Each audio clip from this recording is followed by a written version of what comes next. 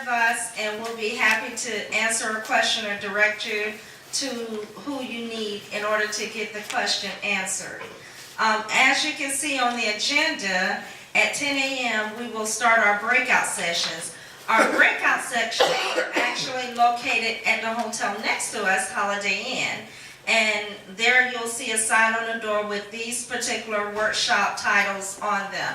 But what I'd like to do is I would like to have all of my presenters to stand up because it's really important. We were very strategic in these breakout sessions that we wanted to have breakout sessions to provide you the information that you really need. Now, unfortunately, each time you can only do one. So you're only going to have the option to do one in the morning and one later on. But what I want to do is I would like for those presenters to stand up, because even if you're not able to get into their workshop or you have some additional questions, they're going to be around. And one of the things we've done a little different, how many of you have been to workshops where you just heard it from one workshop to another and you just didn't get the time to get the question answered that you wanted, or you wanted some additional information? How many of you have been to workshops like that? How many of you despise those workshops? So if you look at the agenda, after the morning session, you have a 30-minute break. And that 30-minute break will be for you guys to grab some more. We'll have some more goodies for you. But it's also either for you to connect with each other or connect with the presenters in the event that you have additional information. Remember, today is about individual action, collective impact. So I need to ensure that you get every question answered, that you get all the information that you need.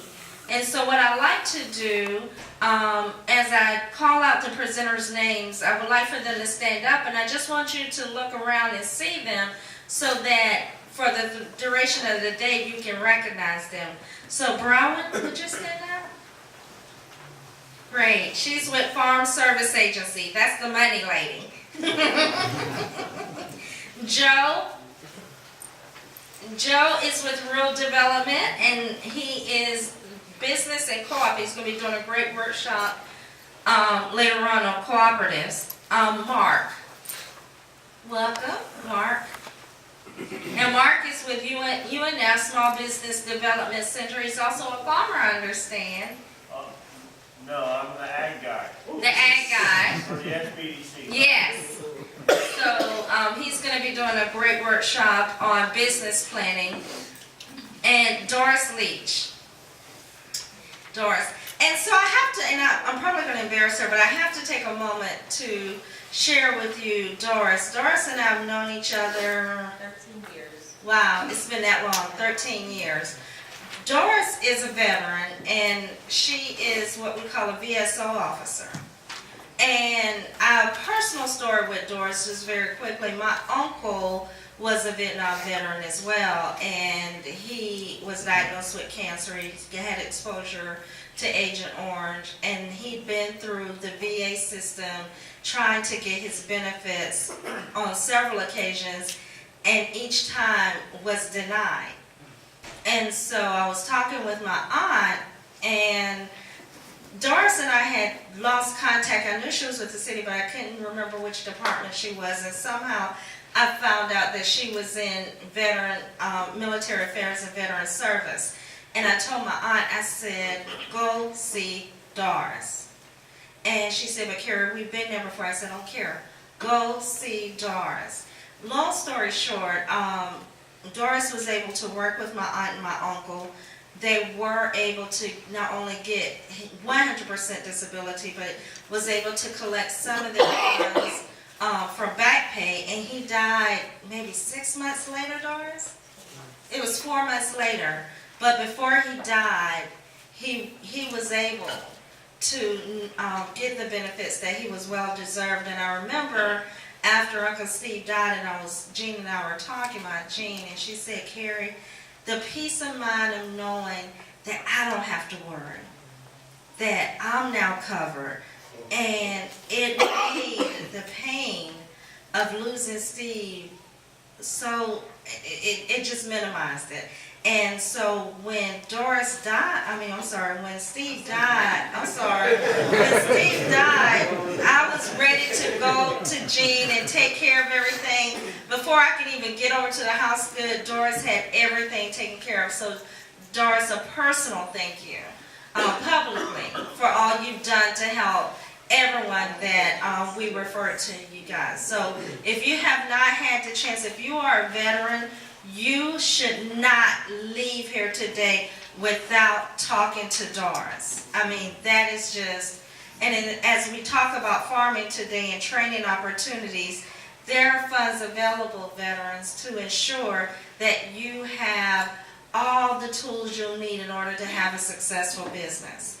Tara, where's Tara?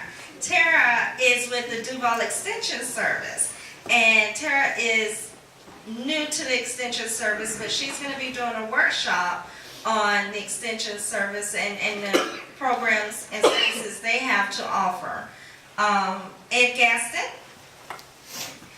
So Ed is my colleague and he is my partner in crime. Ed has over 20 years in banking. So he's going to be doing a workshop today on financing and farming. And then we'll have Joe back.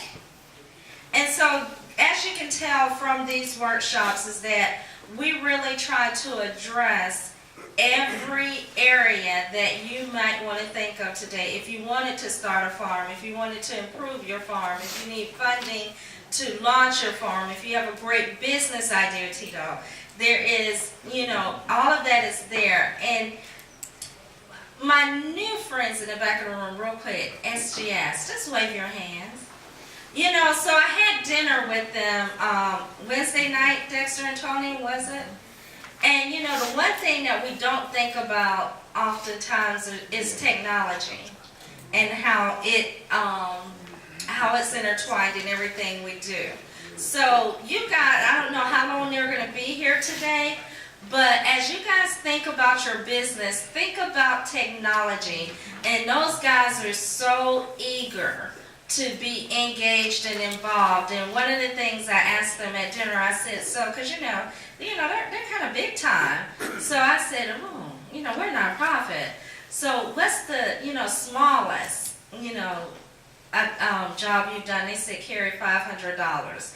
So I say that to say technology is not out of reach. But just as if you go to Mark's workshop and you're thinking about starting your business, I have a philosophy which is plan the work and work the plan. Dexter and I talked about that a lot over the last few days, is that oftentimes we get into a new endeavor and we don't properly plan on the front end, so we're always trying to play catch up on the back end. So really let me encourage you that you really take the time to create a sound business plan. And when you talk with Ed and you work through, you sit through his workshop, if that's what you choose, know that not only do you need a good plan, but you also need to be financially sound so you can access all those millions and billions of dollars that Richard and Dexter was speaking of earlier. So with that being said, my timekeepers are about to yank me off. It's 9:52 at 10 a.m.